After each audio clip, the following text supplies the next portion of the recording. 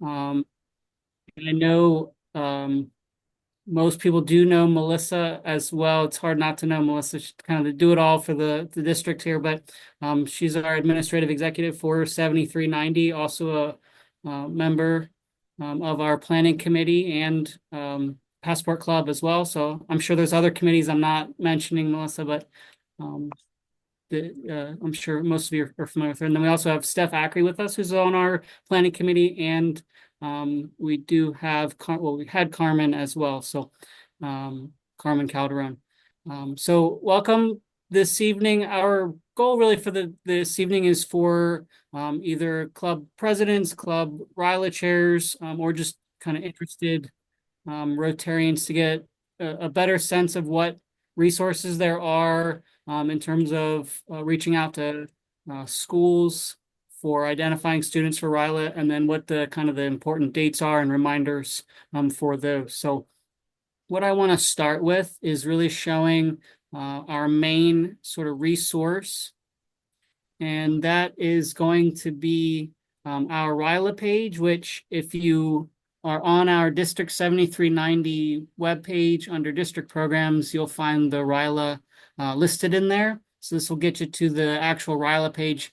And as your clubs are reaching out to the schools, it's a great resource to remind them as well that they can send either prospective students or counselors to the page as well to get information, and really a great advertising tool. So on the page, some of the main pieces to keep in mind, again, is that RYLA does stand for Rotary Youth Leadership Awards, and it is our leadership training for young people, as it says there. And that specifically, it's going to be for rising seniors, so students who are between their junior and senior year. The kind of caveat with that being that they haven't attended RYLA before as well. So sort of the one opportunity coming between your junior and senior year.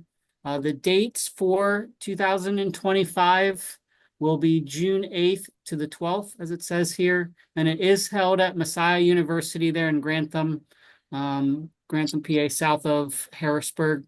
And if you do happen to forget here, we do have an About Us section on the left-hand side here. We do have when and where, and it will have that information in there as well for the 8th to 12th. And we do have a flyer, conference flyer here that can be used as well. So if I bring that up, we'll see again the dates here between junior and senior year, obviously sponsored by Rotary clubs. And we do have a QR code here that can be scanned, so that can be used to go directly to the application. And Melissa will talk a little bit more about the application, but again, we have the nice little flyer here that can be sent out as well when we're contacting any of the club or the schools, basically, that we're using.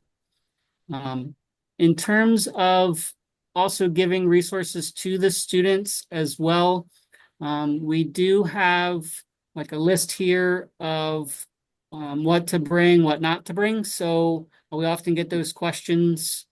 So that is here as well. That can be sent to them so that they can get an idea of what they should be bringing once we've identified those students.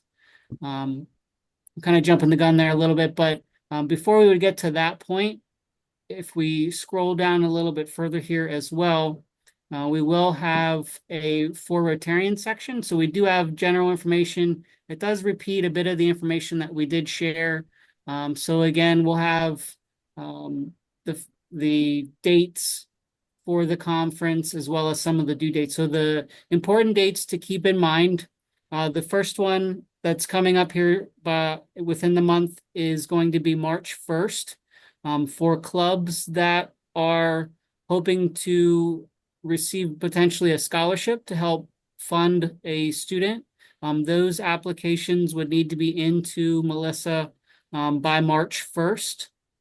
So if your club is interested in requesting consideration for a scholarship, that would need to be in again by March 1st. And then the actual applications, so when the students are going on and filling out the applications, those are going to be due April 1st.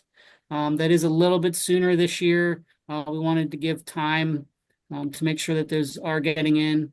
and that we're able to kind of plan accordingly based off of the numbers that we have. The nice thing that we were able to report this year is that with costs, we were able to keep the fee to clubs the same, so it will still be the $550 per attendee. And we do have that listed here as well. One thing to keep in mind is that we do a family night celebration on Thursday of the conference, and we do not charge any of the students that attend, so none of the conferees pay for attendance, but if they have family members that come, we do have a charge per ticket, and it will be a $20 charge. And there is a link to that online, basically registration and payment on the page as well. So that is something to keep in mind. As you're kind of connecting with the schools, if you need kind of more guidance on what type of student we're looking for, we do have guidelines for selecting a student. So we do have that as well. And here you can see pretty straightforward. But again, well, we're looking for kind of standout students in 3 areas. So again, academic, as well as school leadership, and then leadership in their community. So kind of the 3 main areas that we're looking for. Ideally, we would love to have an even split of male, female, but again, if the 2 top candidates from the school are both girls or boys, we're not going to turn them away. So, ideally we would have an even 50-50, but obviously the best leaders will take them. So I'm just kind of keeping that in mind as we go through. With the students, as they're being identified and they're filling out the applications, your club will receive a notice from Melissa at the office, and the notice is going to go out to either the RYLA chair or the club president. So making sure that it is updated on the District 7390 site so that she knows who to contact. So that's sort of a little bit of a homework piece, is just making sure that whoever the RYLA chair or current president is aware that they'll have to respond to those requests. And basically she's just asking, hey, this application came in. Does your club want to sponsor this student? So ideally, they've kind of been in communication with the club prior, whoever's directing them to the site to apply, so that you're kind of aware that those are going to come in. So again, keeping that in mind. And as those come out and you've decided, yes, we do want to sponsor those students, and letting Melissa know that, then she'll put out basically informational packets to them saying, hey, you've been accepted, congratulations, here's the dates. She'll give some of that information again about what to bring, what not to bring. And then the key for clubs will be to reach out to those students to make sure that they're aware that we want them to attend. We had last year a situation where we had several that did not come. And we have a sort of a I guess fine print, if you will, and it's not fine print, but it's big to see. But if a student does not attend the whole time, the club could ask them to refund the money that they've spent for the sponsorship. So again, as much communication as we can with the students to make sure that they're aware that they've been selected, accepted, and they should be coming to the conference. Pretty much mid to late May would be a good time to be reaching out to make sure that we have those. And I can't. And in addition to that, other information that could be given to the students, we do have a conference schedule as well. And this is sort of in progress, but this is what we have template wise for this year. So the sessions are pretty much going to remain the same here. We'll just with some tweaks, but again, it'll be they'll have time each day to have meals. We'll have mixers each evening where they'll be able to socialize. We'll have games, different speakers throughout the conference. And then each morning we do have a RYLA moment where we're talking about RYLA or Rotary moment where we're talking about Rotary specifically, so that they're kind of learning more about Rotary as well, because we have a lot of students that come to the conference with sort of no idea what Rotary is all about. And this is sort of our opportunity again to kind of promote Rotary and let them know what we're all about. I think we're kind of partial that we think it's a pretty good organization, but we do try to encourage them to consider service as well. So again, this is that conference schedule. And then the family night celebration here at the end. Our expectation is that they're going to stay the entire time, and that's sort of a requirement. So we don't want to lose any of the fidelity of the program by having somebody maybe come a day, 1 day, 2 days, and then leave. So it really is a requirement that they're staying the whole time through that final family night celebration. And there are some awards that are given out at the celebration. And so I think it's really a great culminating event where you wouldn't necessarily want to miss that. Anyway, and a lot of students, once they get there and they make those connections, they don't want to leave. Oftentimes, again, just reminding them that that's the expectation, that they'll stay the whole time as well.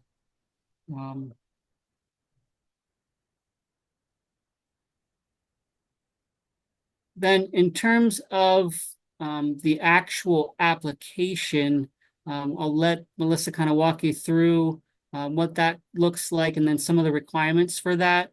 Some of the other things that you can also use for the advertising of RYLA is we have these videos that were made by students while they're at the conference during the week. So there's some great videos here that shows what the conference is all about. So again, those are great promotional tools, I think, to be able to have students come and take a look as well. So if there aren't any questions about that so far, then I will turn over to Melissa here. Hey, everybody. Thank you for answering my question in the chat. I was able to mark off a whole bunch of RYLA chairs in the Club Runner website for the district. Like Corey said, when a student submits an application, I'm going to automatically forward it off to whoever the RYLA chair is.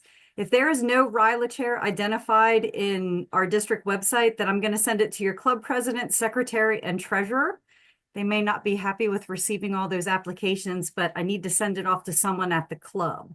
So once you get those applications, all you have to do is send me an email back and say, yes, we are sponsoring this student. I keep a note of that. That way, as I'm going forward, I don't have to keep following up with you to say, are you sponsoring this student? One issue we ran into last year, I just want to make sure everybody is aware of this. We had a school district last year that did not understand that the Rotary Club was only sending 2 students to RYLA. They had 10 students fill out applications. We got all these applications. I started forwarding them to the Rotary Club, and the Rotary Club said, no, we're only sponsoring 2 students. So please make sure that your guidance counselors in your schools know how many students you are sponsoring, and that only those students submit an application. It was very hard to go back to those students and say, no, sorry, you can't come, because there was miscommunication. So I had to speak with the guidance counselor at the school. So please just make sure your school districts understand how many students you are willing to sponsor. Okay. I'll share my screen now. So Corey already did show this some. Everything is on the website. If you have questions, it's all there. But if you can't find an answer or you'd like, just feel free to reach out to me. I'm sure I can answer any questions that you have. The RYLA application this year is it's the same as it was last year. Application deadline is April 1st. And I have on there that students should only submit the application if they have either spoken to their guidance counselor or sponsoring Rotary Club. But we know that not everyone will read that. So just reiterate that with your guidance counselors in your school that you're working with. Once again, the students have to complete the RYLA application. They need to sign the waiver form along with their parents. It is an automated form that they complete through DocuSign. So the student puts in their email address, they sign the form, they put in their parent's email address, it is emailed to their parent, they sign it on DocuSign, and then I receive a copy of it automatically. They also have to upload their picture. If you get a chance, just reiterate to these guidance counselors that I don't want some picture of them out on a beach. You'd be surprised the pictures that I get of these kids, and I have to crop them down to a nice headshot. So if you get a chance, and that's why I specifically put on here a headshot photo that can be used in the RYLA program booklet, because I get some crazy pictures some years. So if you can reiterate that with your counselors, that would be fantastic. So the application, I'll show it. Did that pop up? You guys can see the application now? Yes. Awesome. It has all the information at the top, and it's all the information that we ask every year. We're specific. There's a lot of things that they have to put in here. If they do not enter this information, it will not let them submit the application at the end. Many of the things are required fields. Once they get to the bottom, it's pretty self-explanatory. They get to the bottom, they upload their picture, and then they have to pick their sponsoring Rotary Club. And that is the other thing I cannot stress to you enough. How many students randomly pick a Rotary Club, or they just pick the first one, which is Carlisle? I have sent so many applications over the last few years to Carlisle, and Carlisle says they're not our kids. So please make sure your counselors and your schools know what the name of the Rotary Club is, and that is conveyed onto the students. It causes a whole lot less confusion on our end when I'm sending these applications to the clubs. Believe me, I go through the application, I look at the school district, I look at their address, and sometimes I can decipher where they live and maybe guess who I think the sponsoring Rotary Club is if they pick Carlisle, but they live in Lancaster. So do your best. It helps if you can convey that information along.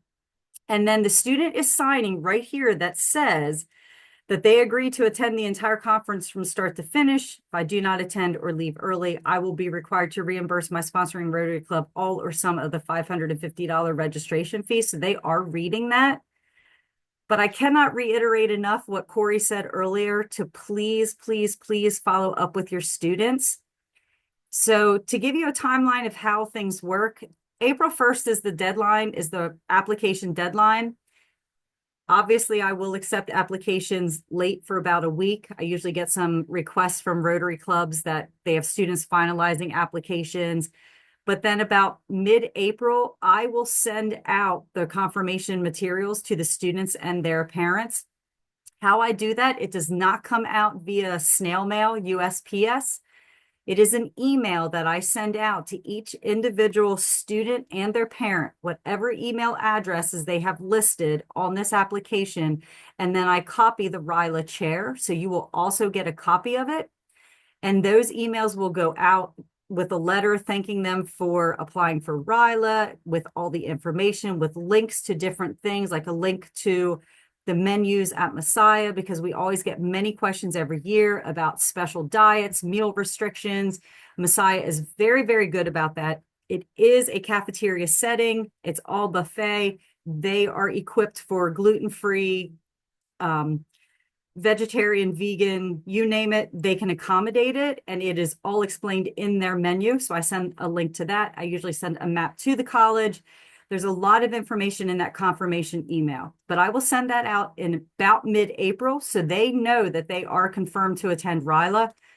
But then you have to be responsible for following up with your students the end of May, beginning of June, just to confirm that they are attending.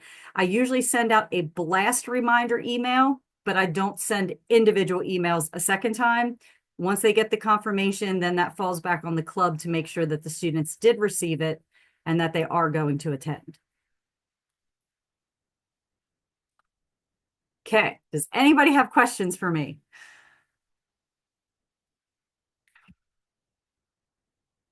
All right, Corey, back to you. So I do have one more kind of shameless plug here, and that is to highlight that we do have a sponsorship opportunity link here. If you were to look at the page here, we can get a sponsorship paid directly through the site here. And we have a couple of tiers. And this would be if, you know, if a Rotarian outside of a club, rather than just sponsoring a student, wanted to provide a monetary donation, depending on the level, you know, we're going to recognize that person or organization, either in our program book or on a t-shirt, as well as we do have a student sponsor as well. It's almost like a scholarship level as well. So That information is there.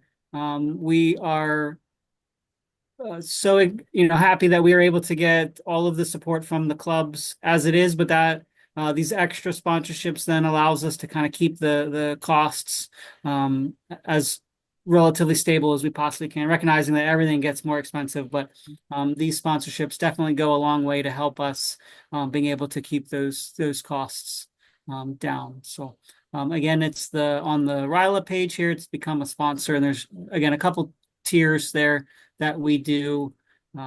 Certainly like to recognize those folks in our program book or on the t-shirt. So again, if you have questions about those, let us know, and we'd be happy to answer them as well. So. Corey and Melissa, just two quick questions.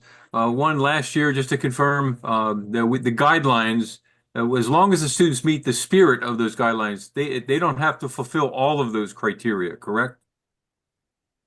Yeah, and it's ultimately the choice to send the student or not is going to come down to the club. Okay. So those are the guidelines, but again, that club is really ultimately making the decision to who they're sponsoring. So Okay. And the second question has to do with funding. And there's a crossover with the grant funding for the district grant, local club grants. Uh, you can apply for these, and last year you said every other year that would fit within the district club grant. So we have a grant for this year to pay for half the cost of it. So we can apply for the 2027 year. Correct. Okay, very Yeah, good. just can't be 2 consecutive years for the same project. Okay. So someone put a question in the chat asking about when you pay for your RYLA conferees. After April 1st, once the deadline is over and you have confirmed that all of your students are attending, I will send you an email and say, you have 3 students attending RYLA. Please remit a check for this amount to this address, and then you just mail a check. Unfortunately, we can't take payment, credit card, or online. It has to come via a check to the district office.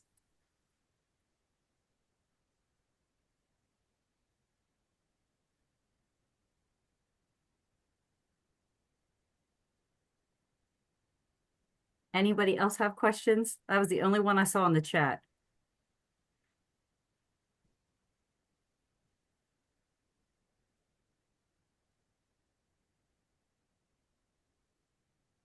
Steph, you're talking, but we can't hear you. Mm-mm.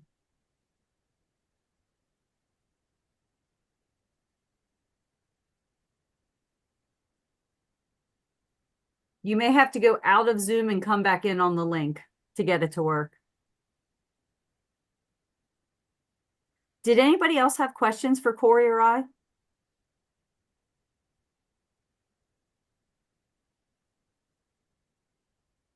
I guess that means we did pretty good, Corey. Everything. We anticipated everything. Want to thank everybody for continued support. I mean, the district, we definitely don't feel like there's not a lot of support. We feel that there is a lot of support. I'm basically doing a double negative there. There is a lot of support from the district, and we're really grateful for that. And I'm glad that it continues and that shows with the folks that jump on. So we typically have. So it has changed since COVID. I think post-COVID, I think everybody's seen changes in attendance, but we went from about 130 pre-COVID to around 80 to 90 now we're seeing since COVID. So ideally we're looking at 100. So that's kind of our goal internally that we have. But yeah. Mm-hmm. Steph put a message in the chat if everyone sees it. The students do need to understand that this is not like a schedule at school where they pick and choose the sessions they want to go to. That schedule that Corey showed earlier, all the students go to all of those sessions. They can't just decide, oh, I don't really feel like going to hear that presenter and go to their room. They cannot do that. They have to stay with the group and go to all of the sessions. So make sure they're aware of that. Thanks, Steph. And also, sometimes the students don't want to get up for breakfast. They must eat breakfast. Mm-hmm.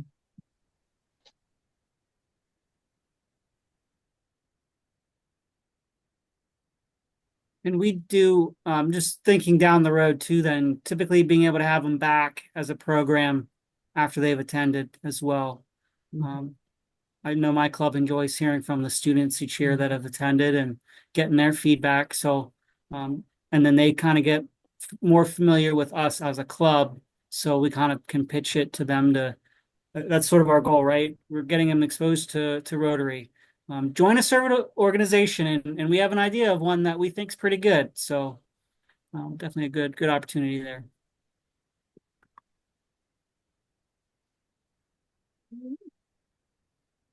Any more questions?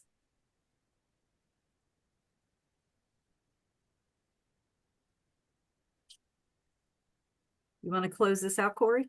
Yeah, well, if not, everybody have a good rest of your evening. Stay warm out there. I think we got this heat wave this evening of 40 degrees, so we're probably living it up. So thank you, everybody.